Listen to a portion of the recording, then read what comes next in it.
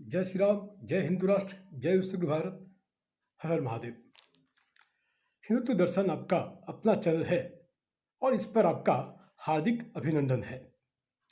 हिंदुत्व दर्शन के माध्यम से मैं इससे पहले भी आप सबके समक्ष इस माँ भारती की और सत्य सनातन हिंदू धर्म के वास्तविक स्वरूप को आप सबके समक्ष रखता आ रहा हूँ। और इसी क्रम में इससे पहले मैंने वामपंथी इतिहासकारों, ईसाई मिशनरियों व इस्लामिक संगठनों के द्वारा सनातन हिंदू धर्म के ग्रंथों, महाग्रंथों में किए गए षड्यंत्र और उसे दूषित करने का उनका जो कृत्य आपके सबके समक्ष रखता आया हूँ। और इससे पहले के एपिसोड में हिंदुत्व दर्शन चैनल के माध्यम से द्रौपदी की 5 पति जो कि पूरी तरह से गलत है, और एक सीरियल आई थी महाभारत जो कि स्टार प्लस पर, शायद आप सभी उससे वाकिफ होंगे। मुझे दिखाया गया कि द्रौपदी को कर्ण से प्रेम हो गया था, जो कि पूर्ण रूपेण गलत है। सती प्रथा को भी लेकर के यह बताया गया कि सनातन हिंदू धर्म में सती प्रथा थी, जो कि कहीं थी ही नहीं, इसका भी कोई आधार नहीं था। और इसको लेकर के साथ ही साथ मैंने बाल विवाह पर भी यह बताया था कि हकीकत क्या थी, यह कब से प्रारंभ हुआ, और साथ ही साथ ग्रैंड ट्रंक रोड का इतिहास को लेकर के भी आप सबके समक्ष मैं पहले आ चुका हूँ। और आज का विषय है भारत ही धर्मनिरपेक्ष राष्ट्र क्यों, हिंदू राष्ट्र क्यों नहीं। और अगर भारत धर्मनिरपेक्ष राष्ट्र है तो इसके पीछे एक गहरी साजिश की बू आ रही है, जो हम सभी से समझ नहीं पा रहे हैं। मुद्दे पर आते हुए 58 इस्लामिक कंट्री और 110 से ज़्यादा ईसाई कंट्रियों को, ईसाई देशों को आखिर भारत ही धर्मनिरपेक्ष राष्ट्र क्यों चाहिए। क्या 110 से ज़्यादा इस्लामिक कंट्री, क्षमा कीजिएगा, 110 से ज़्यादा ईसाई देश और 58 से ज़्यादा इस्लामिक देश, 58 इस्लामिक देश, क्या ये सभी धर्मनिरपेक्ष राष्ट्र हैं? उत्तर है नहीं। और ज्ञात हो कि 60% यानी कि 60% मुस्लिम जनसंख्या होने पर मलेशिया को एक इस्लामिक राष्ट्र के रूप में घोषित कर दिया गया। ठीक ऐसे ही एक देश है गाम्बिया, जहां पर 61% जनसंख्या होने पर, 61% पॉपुलेशन होने पर उस राष्ट्र को इस्लामिक राष्ट्र घोषित कर दिया गया। इस आधार पर इस भारतवर्ष में 80% से ज़्यादा हिंदुओं की संख्या है, तो इस भारतवर्ष को हिंदू राष्ट्र घोषित क्यों नहीं किया गया। यदि ऐसा ही है और इन्हें धर्मनिरपेक्षता से इतना ही प्रेम है, तो सबसे पहले मैं प्रार्थना करूंगा कि 58 इस्लामिक देश और 110 से ज़्यादा ईसाई देश जो है पहले अपने आप को धर्मनिरपेक्ष राष्ट्र घोषित करें। लेकिन ये 58 इस्लामिक देश और 110 से ज़्यादा ईसाई देश अपने आप को धर्मनिरपेक्ष राष्ट्र घोषित नहीं करेंगे। और इसी कारणवश मैंने इसे एक गहरी साजिश के रूप में माना है। इसकी शुरुआत 42वें संविधान संशोधन से 76 के माध्यम से हुई थी।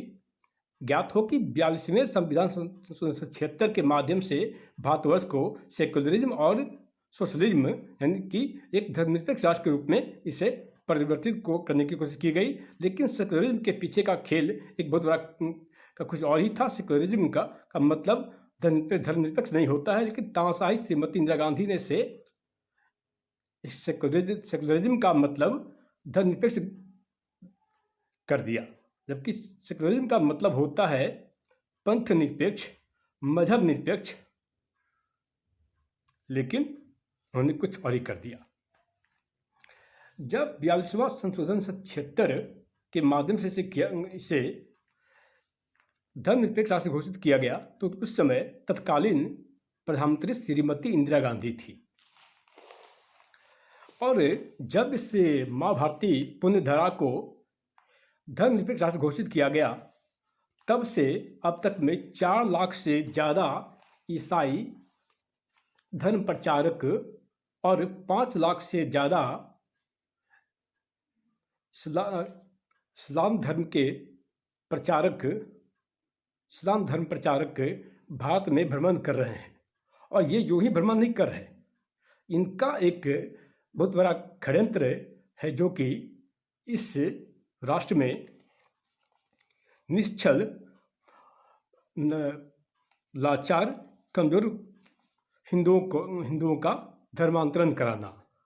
आप अक्सर हाँ सुनते होंगे धर्मांतरण की बातों को, लेकिन सवाल यह उठता है कि जो इस्लामिक देश भारतवर्ष को धर्मनिरपेक्ष राष्ट्र के रूप में की वकालत करते हैं, ये 58 इस्लामिक देश में क्या कोई और धर्म के धर्म प्रचारक प्रचार करने के लिए जा सकते हैं? 58 इस्लामिक देशों में कहीं पर भी किसी गैर धर्म वालों को धर्म का प्रचार करने की अनुमति नहीं है, तो फिर भारत में क्यों? ठीक ऐसे ही मरकज के बारे में सुना होगा आपने। यदि वर्तमान सरकार इस मुद्दे पर धर्मांतरण के मुद्दे पर गंभीर है, तो मैं इनसे प्रार्थना करूंगा कि जल्द से जल्द तत्काल प्रभाव से धर्मांतरण नियंत्रण कानून को लागू करें। तो जल्द से जल्द धर्मांतरण नियंत्रण कानून को लागू करें। इससे पहले मैंने पिछले एपिसोड में ये बताया था कि 58 इस्लामिक देश होने के बावजूद भी ये मुस्लिम गैर इस्लामिक देशों में ही शरण क्यों ले रहे हैं।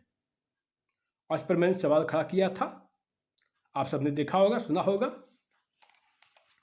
लेकिन इन सभी का इसके पीछे एक बहुत बड़ा षड्यंत्र है, क्योंकि ये और देशों में जाकर शरण ले करके उस देश को इस्लामिक राष्ट्र के रूप में परिवर्तित करने का षड्यंत्र करते, स्वयं का कार्य करते हैं।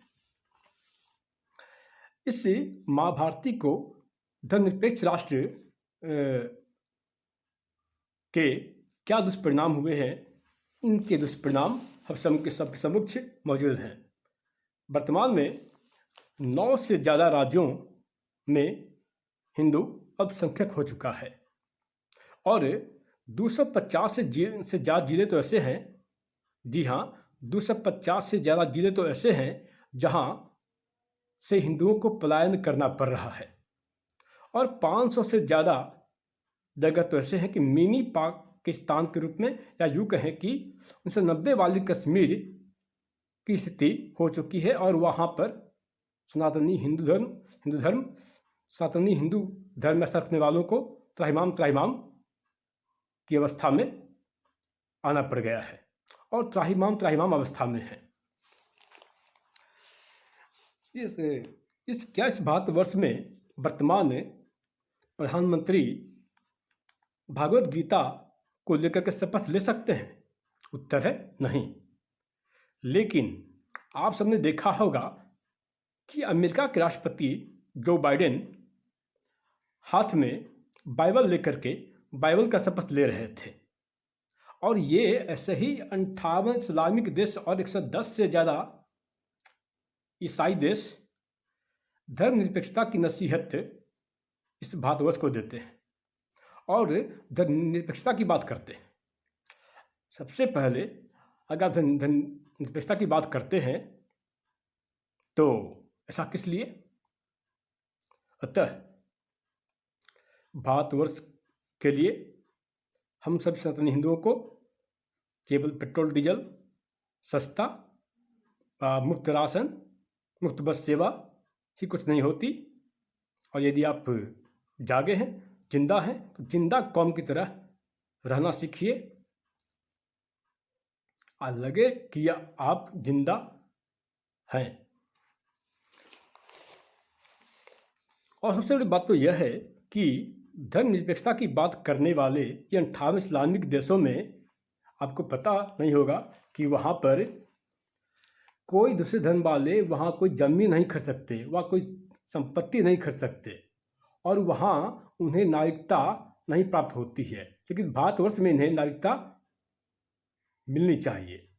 भारतवर्ष में इन्हें सभी आज़ादी चाहिए, लेकिन यही आज़ादी और संपत्ति का अधिकार, जमीन खरीदने का अधिकार, नागरिकता का अधिकार अपने इस्लामिक इन 58 इस्लामिक देशों में ये किसी को नहीं देते, चाहे वो शिया मुस्लिम देश हो या सुन्नी मुस्लिम देश हो। लेकिन भारतवर्ष में नागरिकता चाहिए, जमीन खरीदने का अधिकार चाहिए, संपत्ति का अधिकार चाहिए। तो धर्मनिरपेक्ष राष्ट्र के पीछे का एक बहुत बड़ा षड्यंत्र है जो सभी को जानना चाहिए। अतः एकजुट होकर के अपने जातियों को भुला करके, वैमनस्यता को भुला करके यह प्रण लें कि भारत को हिंदू राष्ट्र के रूप में घोषित करने का पुरजोर समर्थन करें। जय श्री राम, हर हर महादेव, जय हिंदू राष्ट्र।